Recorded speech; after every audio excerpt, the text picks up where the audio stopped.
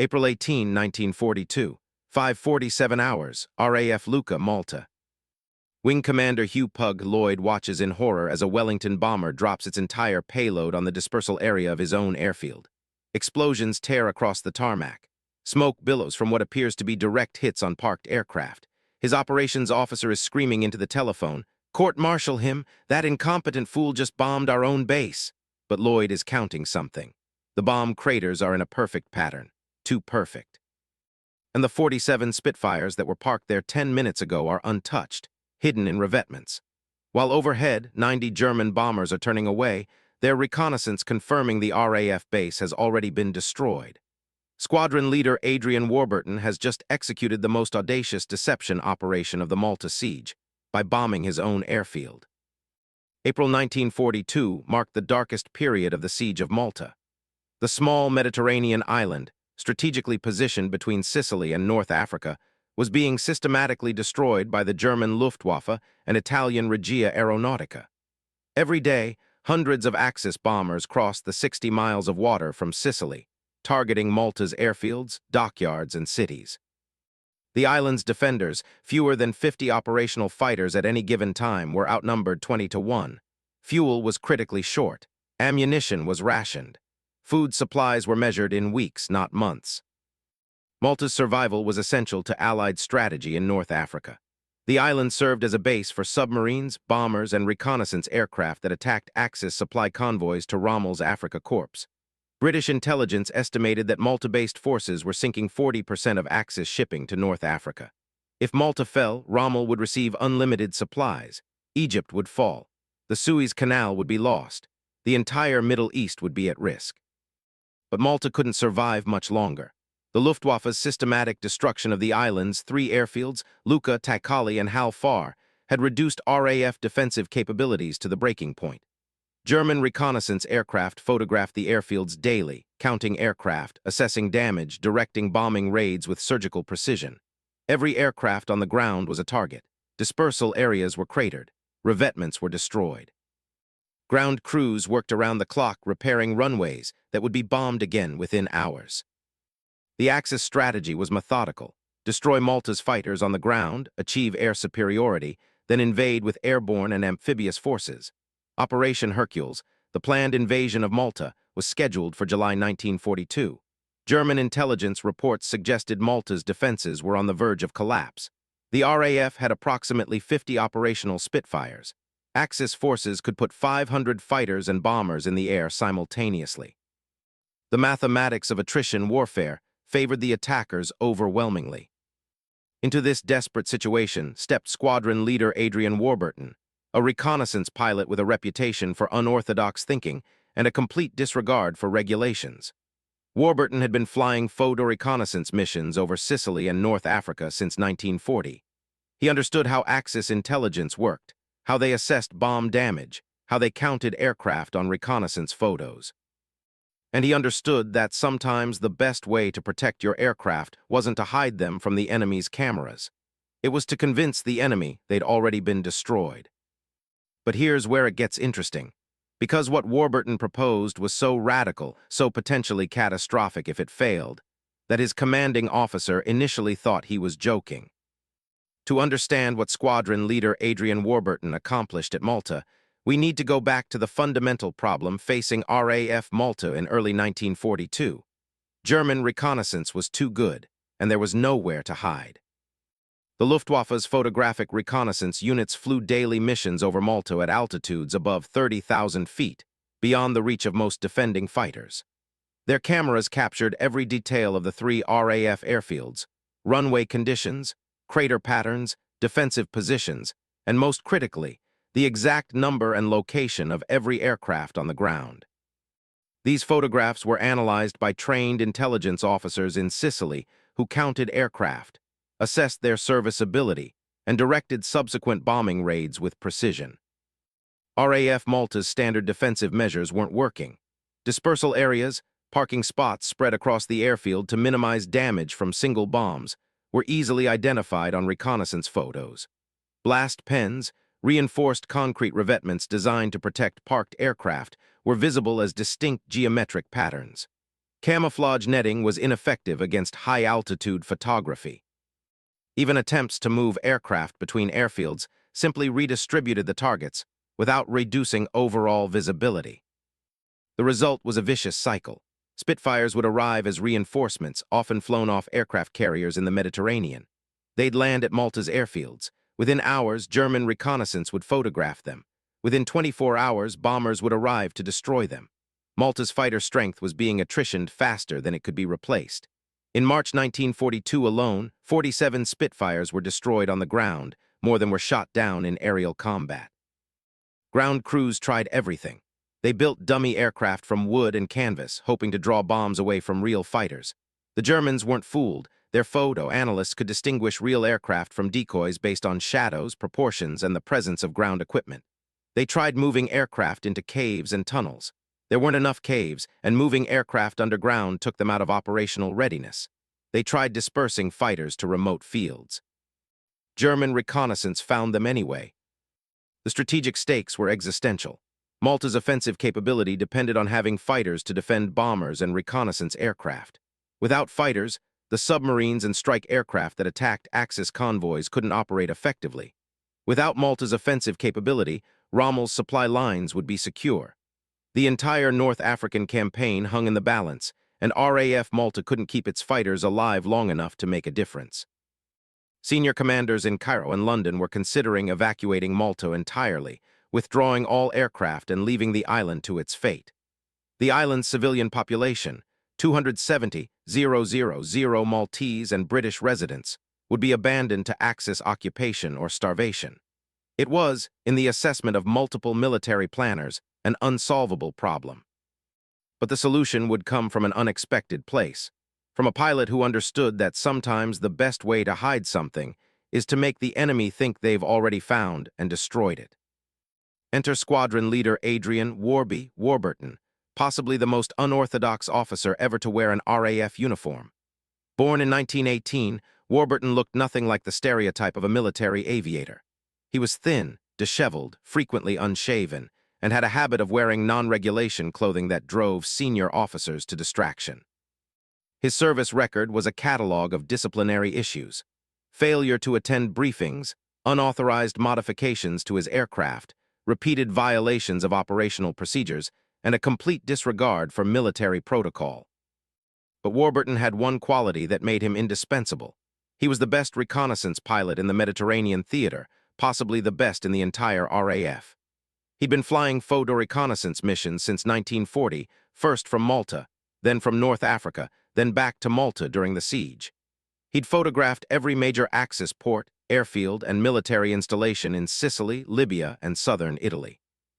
He'd survived hundreds of missions over heavily defended targets, often flying alone and unarmed, relying entirely on speed, altitude, and unpredictable flight paths. Warburton understood aerial photography from both sides of the camera. He knew what enemy reconnaissance pilots were looking for. He knew how intelligence analysts interpreted photographs. He knew what details mattered: shadows that revealed aircraft dimensions, tire tracks that indicated recent movement, blast patterns that distinguished real bombs from simulated damage. Most importantly, he understood that aerial reconnaissance created a specific type of intelligence: precise, detailed, and completely confident in its accuracy. His approach to reconnaissance was unconventional even by Malta's desperate standards. He flew at extreme low altitude over targets, sometimes below 100 feet, to avoid radar detection and achieve photographic angles that high-altitude reconnaissance couldn't provide. He'd circle targets multiple times to get perfect lighting conditions, completely ignoring anti-aircraft fire.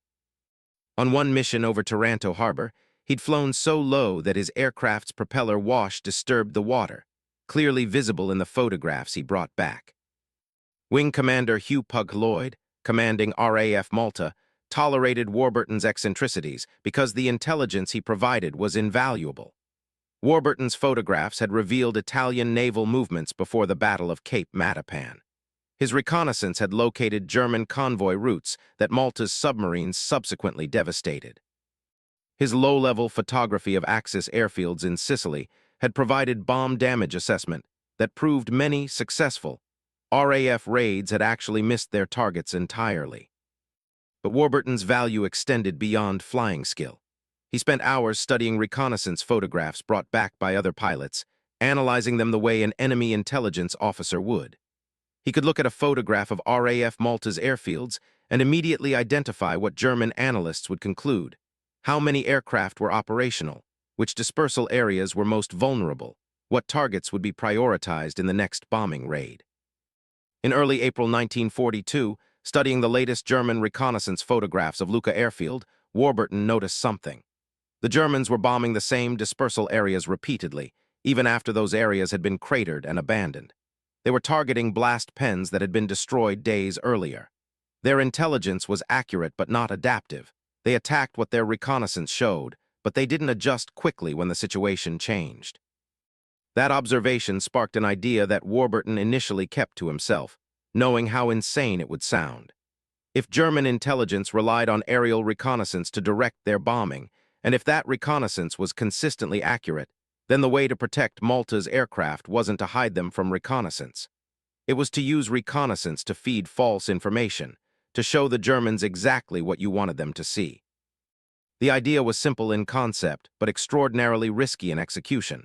Stage a fake bombing raid on your own airfield, create realistic-looking bomb damage in areas where no aircraft were actually present, and let German reconnaissance photograph the destroyed base. The Germans would see what appeared to be a successful attack and would shift their attention to other targets, giving Malta's fighters crucial days or even weeks of operational safety. Warburton presented the idea to Wing Commander Lloyd on April 16, 1942. Lloyd's initial reaction was to question Warburton's mental stability. Bombing your own airfield deliberately was unprecedented, possibly insane, and definitely against every regulation in existence. But Lloyd was also desperate. Malta was losing fighters faster than they could be replaced. Conventional defensive measures had failed. If Warburton's scheme worked, it could buy precious time. If it failed, well, the situation could hardly get worse. However, what happened during the planning of this operation would shock everyone involved, because executing a fake bombing raid required solving problems that no one had ever considered before. April 16-17, 1942. Wing Commander Lloyd assembled a planning group in the operations bunker at RAF Lucca. Warburton, the station engineering officer, the camouflage officer, and 2 pilots with bombing experience. Lloyd's instructions were blunt. We have 48 hours to make this work or abandon the idea. Figure out how to bomb our own airfield convincingly enough to fool German reconnaissance. The technical challenges were immediate and complex. Real bomb craters had specific characteristics that trained photo interpreters could identify: depth, diameter, blast radius, debris patterns, surrounding damage. Faking these details required precision. Too shallow and the craters would be obviously artificial. Too deep and they'd actually damage runway infrastructure needed for operations. The craters needed to look fresh, newly excavated earth, no vegetation, scattered debris, but couldn't actually destroy anything critical. Warburton proposed using the airfield's own bomb disposal units. Malta had crews experienced in dealing with unexploded German bombs. They understood explosive physics, crater dimensions, blast patterns. The plan was to detonate small explosive charges in predetermined locations across the dispersal area, creating craters that matched German 250 kg bomb impacts. But the charges needed to be placed and detonated without actually damaging the 47 Spitfires that would be hidden nearby. The camouflage officer raised another problem: timing. German reconnaissance typically flew over Malta between 800 and 1,000 hours, photographing from 30,000 plus feet. The fake bombing needed to occur shortly before dawn, creating fresh damage that would be photographed within hours. The craters needed to look like they'd been created by a dawn bombing raid, not like they'd been sitting there for days. This meant the operation had to be executed in darkness, completed before first light, with all ground crews and equipment cleared before German reconnaissance arrived. Location was critical. The craters needed to be positioned where German intelligence expected to find aircraft, in dispersal areas that had previously shown high concentrations of fighters. But the actual Spitfires needed to be moved to alternative locations that wouldn't be visible on reconnaissance photos. This required coordination between multiple squadrons, ground crews working through the night, and absolute certainty that no aircraft would be caught in the blast zones. Biggest risk was German reaction. If the deception worked too well, the Luftwaffe might conclude Lucca was destroyed and shift bombing efforts to Malta's other two airfields, Takali and Hal Far, which were less prepared to absorb increased attacks. If it failed, if German analysts identified the craters as fake, they'd know RAF Malta was attempting deception and would intensify reconnaissance and bombing. There was no middle ground. The operation would either succeed spectacularly or fail catastrophically. Lloyd gave approval on April 17. Execution was scheduled for early morning April 18. Warburton would personally fly the Wellington bomber that would drop dummy bombs, smoke markers that would help ground crews position the real explosive charges correctly. The engineering officer would detonate the charges, and then everyone would wait to see if German reconnaissance would photograph what appeared to be a devastated RAF base. But its real test was about to come in actual execution, because the operation required perfect coordination between bombing, demolition, and aircraft movement, all in darkness, with zero margin for error. April 18, 1942, 200 hours. RAF Lucca was a hive of controlled chaos. Ground crews worked by shielded torchlight, moving 47 Spitfires from their normal dispersal positions to hardened revetments on the eastern perimeter of the airfield. These revetments had been deliberately left empty in previous weeks, creating the appearance of damaged or unusable positions. Now they would serve as hiding places for Malta's entire operational fighter force. Warburton's Wellington bomber sat at the end of the runway, loaded not with high explosives but with smoke markers, chemical canisters that would ignite on impact, creating visible markers for the bomb disposal teams to position their demolition charges. The flight plan was simple. One pass over the primary dispersal area, dropping markers in a pattern that matched typical German bombing runs, clustered impacts with random scatter, realistic for bombers attacking from 15,000 feet under anti-aircraft fire. At 4:30 hours, Warburton took off into darkness. No navigation lights, radio silence. The Wellington climbed to 8,000 feet and turned back toward Lucca. From this altitude, in darkness, the airfield was barely visible, a few shielded lights marking the runway, nothing more. Warburton flew by dead reckoning, timing his approach, preparing to drop markers based on stopwatch timing rather than visual reference. The markers fell at 4:37 hours. 6 canisters, tumbling through darkness, igniting on impact with bright orange flames that marked the dispersal area like a target range. On the ground, bomb disposal crews immediately went to work. Each marker indicated where a bomb had supposedly hit. The crews had prepositioned explosive charges, carefully calculated amounts that would create realistic craters without actually damaging underground fuel lines, electrical cables, or drainage systems that kept the runway operational. The detonations began at 4:45 hours. Not simultaneous, that would look artificial. Staggered with random intervals between blasts, mimicking the timing of bombs falling from different aircraft in a formation. Each explosion created a crater approximately 10 feet in diameter and 4 feet deep, throwing dirt and debris in patterns that matched actual bomb damage. Ground crews then scattered additional debris, fragments of metal, pieces of wood, simulated aircraft parts, around the craters to enhance the deception. By 5:30 hours, the operation was complete. 16 craters now pockmarked the primary dispersal area. Debris was scattered convincingly. The ground crews had withdrawn. The 47 Spitfires were hidden in their revetments, covered with camouflage netting that matched the surrounding terrain. From the air, the dispersal area would appear to have been devastated by a bombing raid. The real aircraft would be invisible to reconnaissance photography. At 5:47 hours, Wing Commander Lloyd stood at the operation's bunker entrance, watching the pre-dawn sky. He'd authorized this operation. If it failed, if German reconnaissance saw through the deception, his career was over and Malta's fighter defense would be compromised. But if it worked? The sun rose at 6:12 hours, and at 8:45 hours, right on schedule, a German Ju-88 reconnaissance aircraft appeared at 32,000 feet, its cameras photographing RAF Lucca in perfect morning light. This was just the beginning. What came next would prove whether Warburton's audacious plan had succeeded, or whether Malta's defenders had just wasted precious resources on an elaborate failure. The waiting was excruciating. RAF intelligence at Malta had no direct insight into German photo interpretation processes. They couldn't intercept the reconnaissance photographs. They couldn't read German operational orders in real time. The only way to know if the deception had worked was to observe German bombing patterns over the following days and weeks.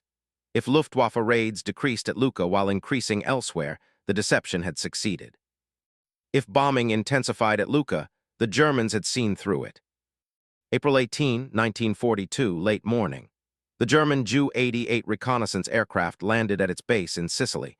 Film from the mission was processed immediately and delivered to the Luftwaffe's photographic interpretation unit.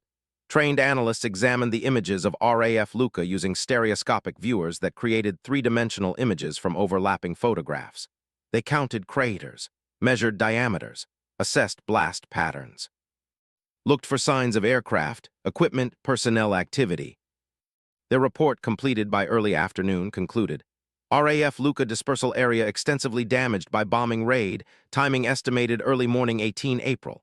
Multiple direct hits on primary dispersal positions. No aircraft visible in damaged areas. Minimal activity observed. Assessment: major strike against RAF Malta fighter strength successful. Recommend reduced priority for Lucca targets pending reassessment. The report was exactly what Warburton had predicted.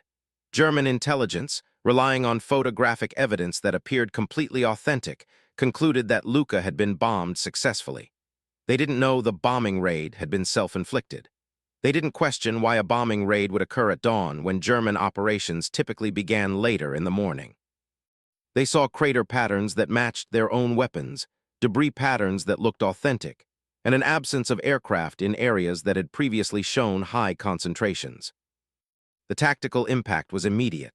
On April 19, German bombing raids focused on Malta's other two airfields, Takali and Hal Far, while Lucca received minimal attention. On April 20, reconnaissance photographed Lucca again, confirming continued low activity and no significant recovery of damaged dispersal areas.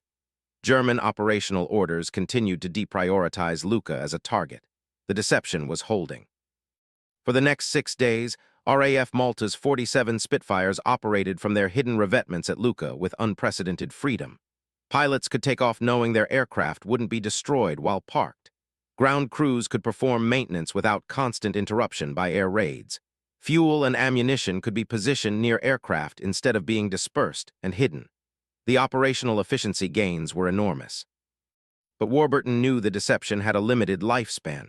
Eventually, German reconnaissance would photograph Spitfires taking off from Lucca.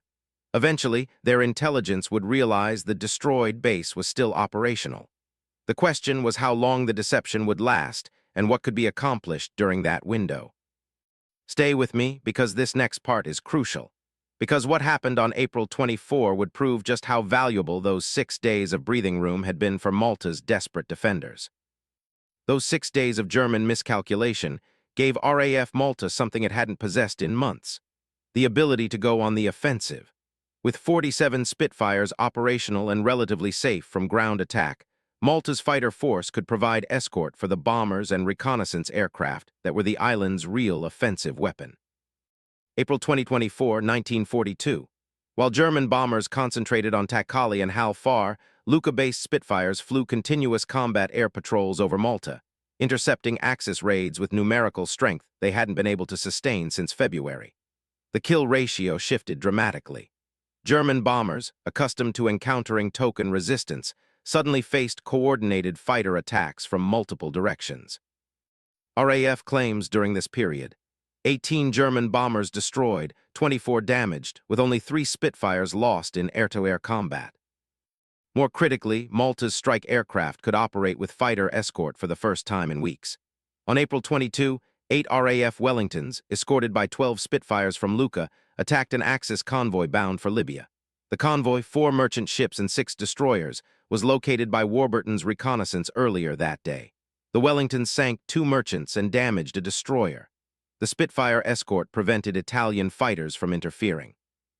It was the most successful anti-shipping strike Malta had launched in months, and it was possible only because the fighters weren't being destroyed on the ground.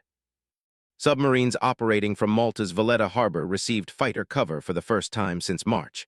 Previously, Italian reconnaissance aircraft would spot submarines entering or leaving harbor, directing bombers to attack them on the surface where they were vulnerable.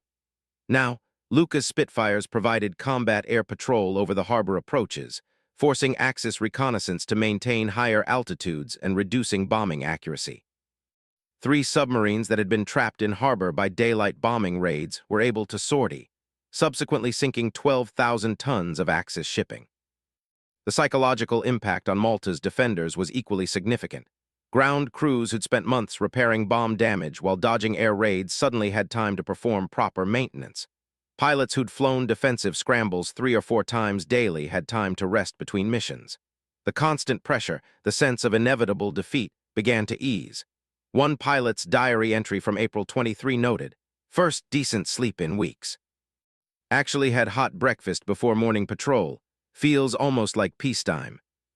But every legend has its darkest moment, because on April 24, German reconnaissance finally photographed Spitfires taking off from Lucca. The intelligence analysts in Sicily realized they'd been deceived. The destroyed Airfield was fully operational. The craters were fake. RAF Malta had tricked them into wasting 6 days attacking the wrong targets. The German response was immediate and furious. Orders went to Luftwaffe units in Sicily. Lucca was to be attacked with maximum effort. Every available bomber was to target the base.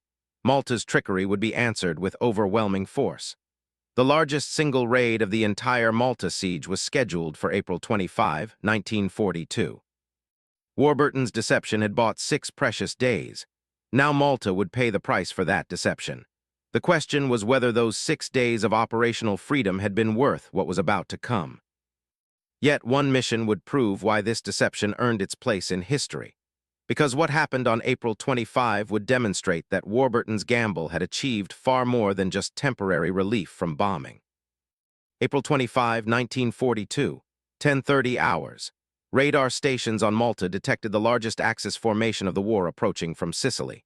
Over 120 aircraft, Ju-88 and He-111 bombers escorted by Bf-109 and Mackay C-202 fighters. Their target, RAF Lucca.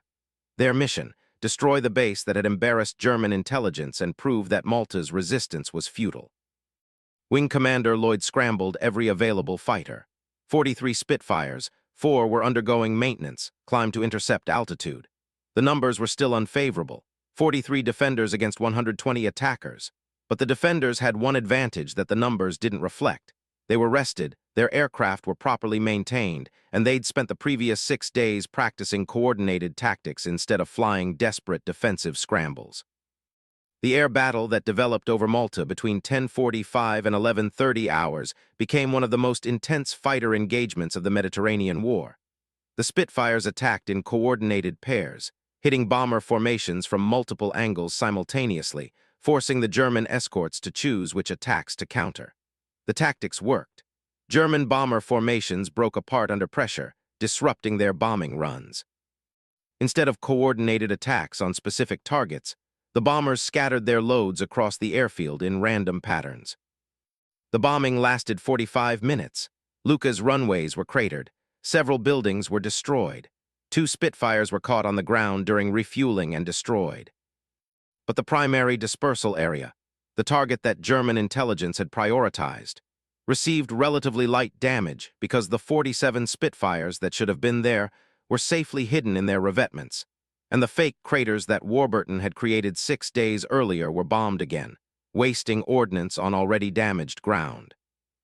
The air combat results were significant.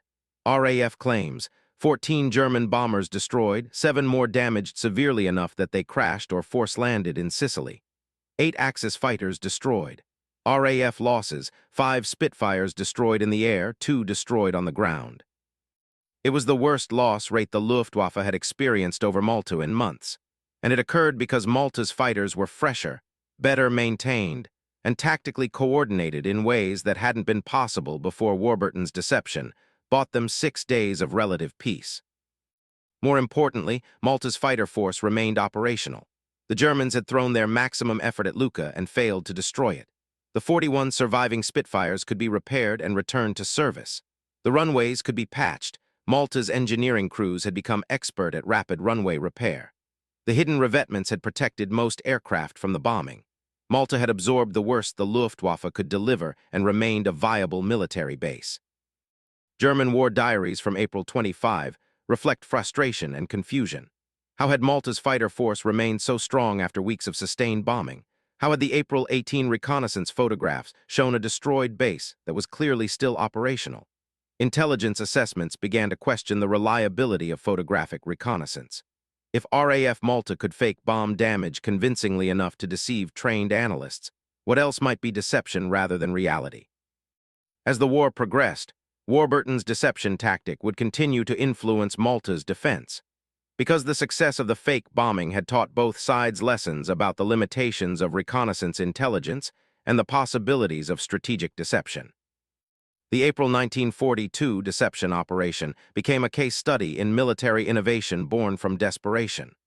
Warburton's fake bombing had achieved multiple objectives beyond its primary goal of protecting aircraft.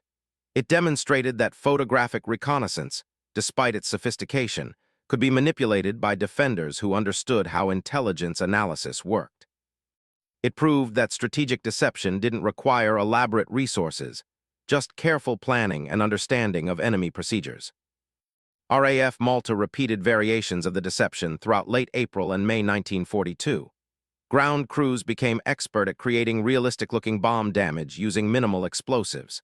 They learned to stage debris patterns that would photograph convincingly.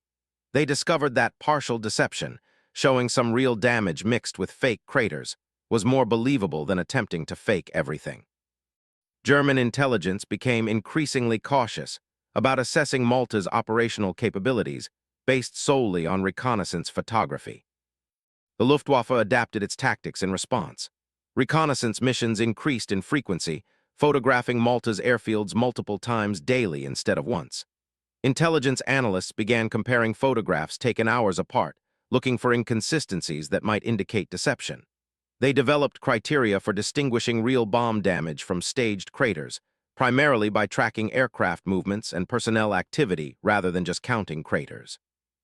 But this adaptation came at a cost. Increased reconnaissance meant more aircraft devoted to intelligence gathering rather than bombing. More cautious intelligence assessments meant German commanders operated with less certainty about Malta's actual strength. The psychological impact of being deceived once created doubt that persisted even when reconnaissance was accurate. German operational planning had to account for the possibility that what they were seeing wasn't real. Warburton himself continued flying reconnaissance missions through May and June 1942, but his role expanded to include deception planning.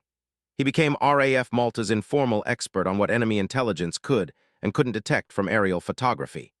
He advised on aircraft dispersal, camouflage effectiveness, and decoy construction. His insights helped Malta's defenders make better use of limited resources by understanding what details mattered to enemy reconnaissance. The broader tactical lessons spread beyond Malta. British deception operations in North Africa, the dummy tanks, fake supply depots, and simulated troop concentrations that supported Operation Crusader and later El Alamein were influenced by what Warburton had proven at Malta, that the enemy's intelligence systems could be turned into weapons against them if you understood how those systems worked. By July 1942, when Operation Hercules, the planned German invasion of Malta, was cancelled, multiple factors had contributed to the decision. Rommel's offensive in North Africa demanded resources. German casualties over Malta had been higher than expected, but one contributing factor was German uncertainty about Malta's actual defensive capabilities. If Malta could convincingly fake its own destruction once, what else might be deception? This doubt, created by a single fake bombing operation, influenced strategic decisions at the highest levels. Warburton received the Distinguished Service Order for his reconnaissance work, though the citation made no specific mention of the fake bombing operation. It remained classified for years after the war. He continued flying operationally until 1944, completing over 300 reconnaissance missions. His unorthodox approach to warfare, his willingness to challenge conventional thinking, and his understanding that intelligence could be both a tool and a weapon made him one of Malta's most valuable defenders. And then came the moment that would define the operation's legacy, because post-war analysis would reveal just how significant that six-day deception had been to Malta's survival and Allied victory in North Africa. When British intelligence officers examined captured German records after the war, They discovered documentation that validated everything Warburton had predicted about the April 1942 deception. German reconnaissance reports from April 18 described RAF Lucca as extensively damaged with minimal operational capability. Luftwaffe operational orders from April 1924 explicitly deprioritized Lucca as a target based on this assessment. The 6 days of reduced bombing pressure were not coincidental. They were the direct result of German intelligence accepting the fake damage as authentic. More significantly, post-war interviews with German commanders revealed that the deception had strategic consequences beyond immediate tactical gains. Field Marshal Albert Kesselring, commanding Axis forces in the Mediterranean, had based his assessment of Malta's defensive strength partly on reconnaissance reports showing damaged airfields and reduced aircraft numbers. When those reports proved unreliable after April 25, Kesselring became more cautious about intelligence assessments generally. This contributed to his recommendation to postpone Operation Hercules, the planned invasion, pending more reliable intelligence about Malta's actual capabilities. The operation's influence on military deception doctrine was substantial. Post-war studies by British intelligence services identified Warburton's fake bombing as an early example of perception management, using the enemy's intelligence-gathering systems to feed false information that would influence their decision-making. The concept became central to Cold War deception planning, where reconnaissance satellites replaced photographic aircraft, but the principle remained. If you understand how your enemy collects intelligence, you can manipulate what they see. Malta's survival had measurable impact on the North African campaign. British analysis estimated that Malta-based submarines, aircraft, and surface vessels sank 40% of Axis shipping to North Africa between April and October 1942. The 6 days of operational respite in April allowed Malta to sustain this offensive capability during the critical period when Rommel was preparing his offensive toward El Alamein. Had Malta's fighter force been destroyed in April, the island's offensive operations would have been severely curtailed, potentially allowing enough supplies to reach Rommel to change the outcome at El Alamein. Adrian Warburton's personal story had a tragic ending. He disappeared on April 12, 1944, during a reconnaissance mission over Germany. His aircraft was never found during the war. In 2002, his remains and aircraft wreckage were discovered in Bavaria, finally resolving the mystery of his disappearance. He was 25 years old when he died, having completed over 300 operational reconnaissance missions, more than any other RAF pilot in the Mediterranean theater.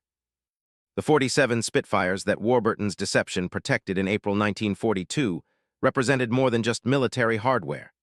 Each aircraft preserved meant pilots who survived, missions that could be flown, convoys that could be attacked. Operational research conducted after the war estimated that the 6 days of reduced pressure at Lucca allowed Malta to fly approximately 180 additional sorties that wouldn't have been possible if the fighters had been destroyed or damaged. Those sorties contributed to sinking an estimated 8,000 tons of Axis shipping, supply tonnage that never reached Rommel's forces. Looking back, squadron leader Adrian Warburton's fake bombing operation represents something fundamental about military innovation. The most effective solutions often come from understanding your enemy's perspective as thoroughly as you understand your own capabilities. The operation succeeded because Warburton didn't try to hide Malta's aircraft from German reconnaissance. Instead, he understood that German intelligence relied on reconnaissance photography to assess damage and direct operations. By manipulating what appeared in those photographs, he turned the enemy's intelligence system into a weapon that served Allied purposes. The Germans saw exactly what Warburton wanted them to see, and they acted on that information with confidence that proved misplaced. The broader lesson applies beyond military operations. In any competitive environment, whether warfare, business, or strategy, your opponent's information-gathering methods can become vulnerabilities if you understand them thoroughly enough. Warburton succeeded not because he was a better pilot or had superior resources, but because he thought like an enemy intelligence analyst and then exploited the assumptions that analysis would make. The human element mattered as much as the technical execution. Warburton's willingness to challenge conventional thinking, to propose what initially seemed like madness, created opportunities that rigid adherence to doctrine would never have discovered. Wing Commander Lloyd's willingness to approve the operation, despite its risks, demonstrated leadership that valued innovation over procedure. The ground crews who executed the deception in darkness, the pilots who trusted that their hidden aircraft wouldn't be discovered, the intelligence officers who monitored German reactions, all contributed to success that no single person could have achieved alone. Malta's survival through 1942 depended on many factors: the courage of its defenders, the strategic importance that justified continued reinforcement, the gradual shift in Allied air power that eventually achieved local superiority. But Warburton's fake bombing operation mattered because it occurred at Malta's most desperate moment, when conventional defensive measures had failed, when every aircraft mattered, when 6 days of breathing room could mean the difference between collapse and survival. The operation's ultimate validation came not from medals or recognition, though Warburton received both, but from its adoption into military doctrine. Modern military forces still study the operation as an example of strategic deception achieved through minimal resources and maximum understanding of enemy intelligence methods. The fake bomb craters at RAF Lucca in April 1942 demonstrated that sometimes the best defense isn't stronger walls or more weapons. Sometimes it's convincing your enemy they've already won. So there you have it, the complete story of squadron leader Adrian Warburton's audacious deception that saved 47 Spitfires and helped keep Malta in the fight.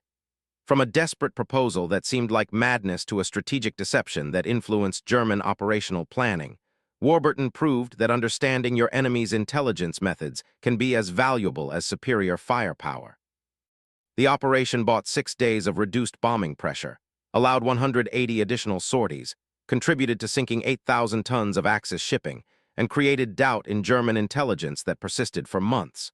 More broadly, it demonstrated that the enemy's reconnaissance, their eyes and ears, could be turned into weapons through careful deception. The fake craters at Lucca influenced military deception doctrine that remains relevant today. Adrian Warburton flew over 300 reconnaissance missions before his death in 1944 at age 25. His unconventional thinking, his willingness to challenge doctrine, and his deep understanding of aerial reconnaissance made him one of Malta's most valuable defenders. The fake bombing operation remained classified for years after the war, but it stands as a testament to the power of innovation under pressure. What impressed you most about this story? The audacity of deliberately bombing your own base, the 6 days of operational freedom it created, or the broader lesson about turning enemy intelligence into a weapon? Let me know in the comments below. And if you want to see more deep dives into WWII's most brilliant tactical innovations, the operations that changed campaigns through cleverness rather than force, subscribe and hit that notification bell. Thanks for watching WWII Aviation, and I'll see you in the next one.